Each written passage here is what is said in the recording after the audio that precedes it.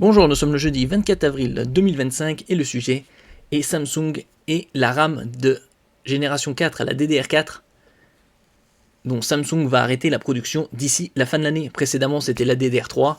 Depuis 6 à 8 mois, on a vu une baisse significative des prix de la DDR4 qui est bien évidemment remplacée progressivement par la DDR5 depuis quelques années. Un peu moins d'un an après avoir stoppé la production de DDR3, Samsung va faire de même avec la DDR4 sous la pression des fabricants chinois. L'occasion aussi, d'ici une semaine, de faire des bons plans avec les French Days. Je ferai des publications quotidiennes sur les meilleurs bons plans de la high-tech tous les jours durant cette période.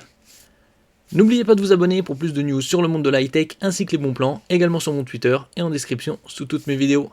Vous pouvez les retrouver dans mes playlists. Donc on peut trouver des bonnes configurations, 2x16 pour booster par exemple son laptop, ou 2x32 pour les mini PC, voire 4x32 pour les desktops. Des technologies plus lucratives que la DDR4 ont aujourd'hui le vent en poupe, et Samsung entend bien se spécialiser dans tout ce qui a trait à la production de DDR5 et plus encore de mémoire HBM. Reste que l'annonce de l'arrêt de la production de la DDR4 par Samsung marque un tournant majeur pour l'entreprise sud-coréenne qui doit faire face à la concurrence de SK Hynix, son compatriote, et Micron, l'américain, sur le haut de gamme, et à la remontée en puissance des constructeurs chinois. Fini la DDR3 en 2024, la DDR4 en 2025, ils arrêteront d'ici fin de l'année. Souvenez-vous, en mai 2024, nous titrions Samsung et SK Hynix mettent un terme à la production de DDR3. A l'époque, il était question de favoriser la production de mémoire à large bande passante, HBM. Aujourd'hui, nous apprenons donc que Samsung va faire de même avec les puces de mémoire DDR4, pourtant encore largement utilisées dans l'industrie. Relayée par nos confrères de Tom's Hardware, l'explication fournie par le groupe sud-coréen reste la même que l'an dernier, à savoir un manque de rentabilité des puces de DDR4 et le besoin de se tourner vers des segments plus lucratifs.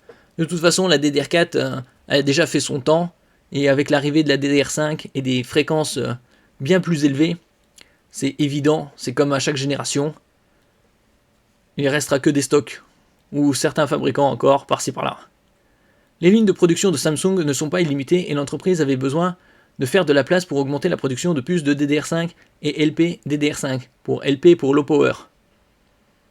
D'un côté, mais aussi et surtout des puces High Bandwidth Memory, HBM, mémoire à large bande passante. Il y a aussi la concurrence chinoise qui se met sur le segment des anciennes technologies. Cette réorientation vers des puces plus lucratives est aussi à mettre en relation avec la concurrence d'entreprises chinoises qui justement se sont récemment mises à produire de la DDR4. Chongqing Memory Technologies, CXMT, et Fujian Jinhua, notamment, sont ainsi montrés du doigt.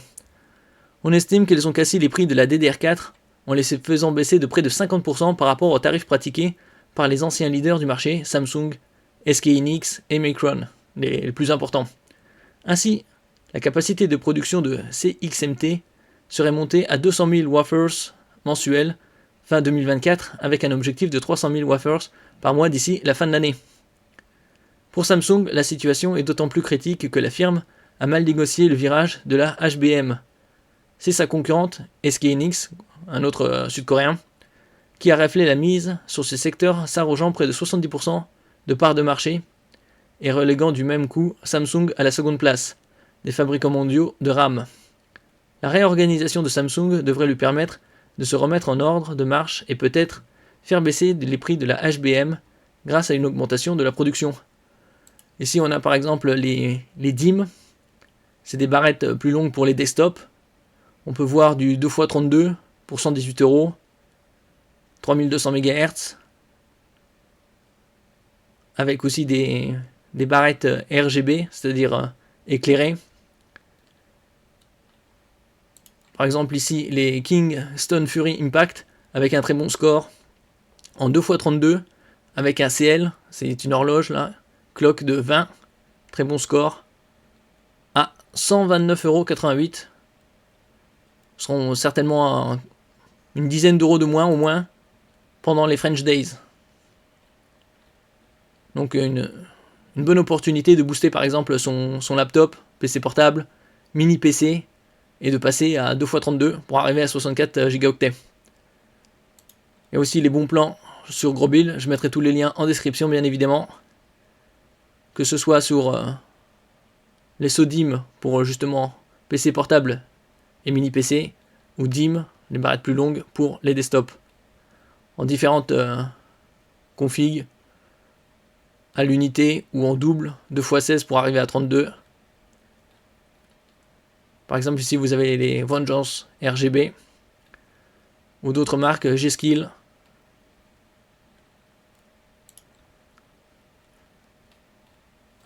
Merci pour votre écoute et à la prochaine.